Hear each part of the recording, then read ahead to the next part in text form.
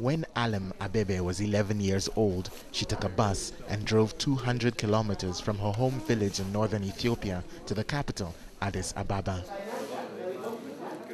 Today, she's 14 and earns 50 US cents a day working at an income-generating project in one of the capital's slums. It's not enough to send money home, but enough to survive and to pay for night school. I came here looking for work. I've been here for 3 years and my family don't really know where I am.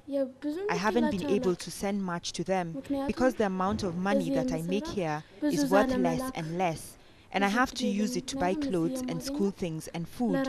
There isn't much left afterwards.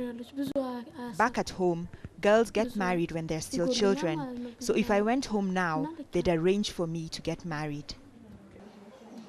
The income generation project where Alam works is called Abebech Gobena and was set up to take in orphan children and help destitute women become self-reliant. But by the World Bank definition, all these women are still extremely poor. They earn much less than the daily income of $1.25 US cents, or roughly €1, that's now used to measure poverty. But the whole point isn't to hand out money for free, but to help women who would be on the street get a job, an education, and a future. My dream is to finish school and be able to support my family by sending money home when I get a good job. The project is partly funded by its own income-generating activities. These sweatshirts will be sold at a clothes outlet in Addis, but it's also got some big-name donors, like the UN's Children Fund, UNICEF. These kinds of initiatives to allow financial independence not only prevents them from suffering against these economic shocks, but provides a platform for longer-term investment in a family and also in small business creation, which has to be good for the economy as a whole. But the kind of aid project that most still associate with African countries like Ethiopia is disaster relief, like this feeding center in the country's south, which was set up for families hit by the drought this year. Like the community where Alam came from, many here are subsistence farmers with little to fall back on if crops fail.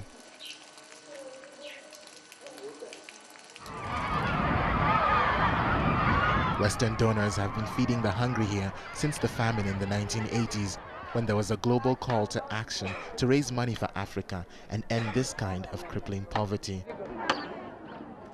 206 for next year. Last year, 150%. This year, 3%. They've met their promise, 3%. Bob Geldof is an Irish musician who organized the concerts to raise money in the 80s and still lobbies Western governments to do more for Africa's poor. And debt aid, and we talk a bit in the report about smart aid. What credibility will the man have, will the leader have, if he hasn't kept to his primary commitment to the poor, and a commitment from the powerful to the weak, from the rich to the poor, is the most sacred promise you can make, because if you break it, you kill them. But many economic analysts now question whether poverty can really be solved by throwing money at it. Dambisa Moyo is a Zambian author based in the UK who used to work for the World Bank and for investment brokers Goldman Sachs. In her book, Dead Aid, published this year, she argues that Western generosity often doesn't actually help in the long run. For example, you could take me to country X in Africa and say, well, look at this girl here, she's going to school because of aid. Yes, that's true, but the fact of the matter is, on a macro aggregate perspective, these economies are not growing. They're not growing fast enough to ensure that when that girl is done with her schooling, she can find a job. The economy isn't there, which is why if you travel across Africa, which I've done, and many other people have done, you will find that there are a lot of children, or they're now in their teens, adolescents, who are on the streets, some of them educated, because the economies are not growing rapidly enough to be able to subsume them into the workforce. So, it's a dichotomy. And if you or people feel like they want to help this girl get an education and they feel good about that, that's fine. But understand that that is not going to generate long-term economic growth, which is what we're all after. Moyo wants Western donors to stop giving aid to Africa altogether and to treat Africans as business partners instead. What the model that's coming up, or that I'm proposing, is essentially a model where Africa and Africans become equal partners with the rest of the world, not one where there's kind of a donor and a recipient, where Africans are kind of viewed as secondary citizens. This is really an environment where Africans are getting something, they're getting paid for doing something, for being entrepreneurs, for generating something, for building products, for establishing infrastructure. It's not the aid model where you get money for nothing, and that's essentially the crux of the difference between the two models.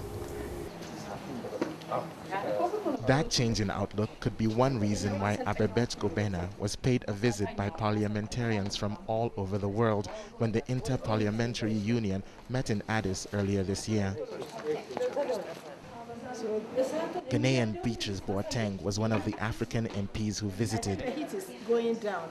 Here, she's seeing how traditional Ethiopian bread, known as injera, is made. The injera made here is later sold to a 5-star hotel in the city. What we have to do is to have good projects of this nature for these ones, so that the number of hours they would have spent out there to affect and affect people negatively, it could be used here to affect and affect people positively. Now they are feeding the industries, they are feeding the hotels, they are feeding the individuals on the road. One wouldn't have thought they could have done that, but they are doing it. They are also feeding all of us. So if you don't take care of them, our future is doomed. 18-year-old Gete Deribe is also doing her bit. She took a $200 interest-free loan to start this fruit stall and uses the $10 she makes here every day to support her 10-month-old baby and her mother, and to pay back the loan. She had hoped she'd be earning more, but high inflation in the past year has driven up food prices, so she's finding it harder to make sales than she thought.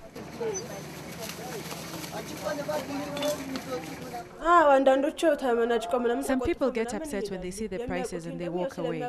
They think I'm cheating them, but others understand what is going on. After a 6-hour working day processing food and then 2 hours at school, Alem is finally back at the one-bedroom house that she shares with her aunt and cousins. Prices are higher and life is tougher than when she first got here 3 years ago. The financial crisis is making itself felt even here.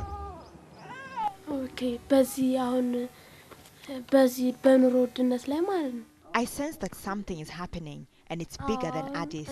Things are really expensive. If I want to buy rice, then I can't buy anything to flavor it with or have it with like I used to. Something is happening, but all I really know for sure is life is getting harder.